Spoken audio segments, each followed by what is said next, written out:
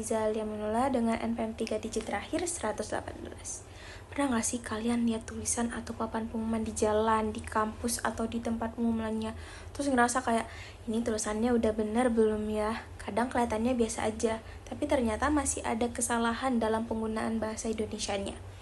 Nah, di video ini saya akan membahas beberapa kesalahan berbahasa Indonesia yang terdapat di ruang publik berdasarkan hasil pengamatan di lingkungan sekitar saya.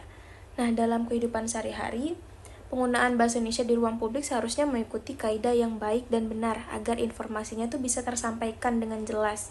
Namun, pada kenyataannya masih banyak ditemukan kesalahan, baik dari segi tanda baca, penggunaan istilah asing, maupun keefektifan kalimat. Nah, berikut beberapa contoh yang saya temukan. Berikut adalah contoh pertama, kesalahan penggunaan tanda baca. Nah, di sini ada papan pengumuman yang tulisannya, perhatian, sebelum meninggalkan tempat ini, mohon periksa kembali barang bawaan Anda. Kalau diperhatikan, di akhir kalimat ada 2 tanda seru. Nah, ini sebenarnya kurang tepat, terutama untuk penulisan formal seperti pengumuman. Seharusnya cukup menggunakan 1 tanda seru saja, karena dalam kaidah bahasa Indonesia, penggunaan tanda seru yang berlebihan itu tidak dianjurkan. Kemungkinan penulisnya ingin memberikan penekanan supaya pembaca lebih perhatian, tetapi tetap saja secara aturan ini tidak baku. Berikut adalah contoh kedua, penggunaan unsur bahasa asing pada kata staff. Pada papan bertuliskan parkir khusus staff. Ditemukan kesalahan dalam penggunaan kata staff. Kata tersebut berasal dari bahasa Inggris dan belum disesuaikan dengan kaidah bahasa Indonesia. Dalam bahasa Indonesia yang baku, penulisan yang benar adalah staff tanpa huruf ganda F. Seharusnya tulisan tersebut diperbaiki menjadi parkir khusus staff. Hal ini sesuai dengan kaidah penyerapan kata asing dalam bahasa Indonesia yang menyesuaikan ejaan agar lebih sederhana dan sesuai pelafalan. Nah, kesalahan ini kemungkinan terjadi karena pengaruh penggunaan bahasa Inggris yang masih belum dianggap lebih umum atau lebih resmi.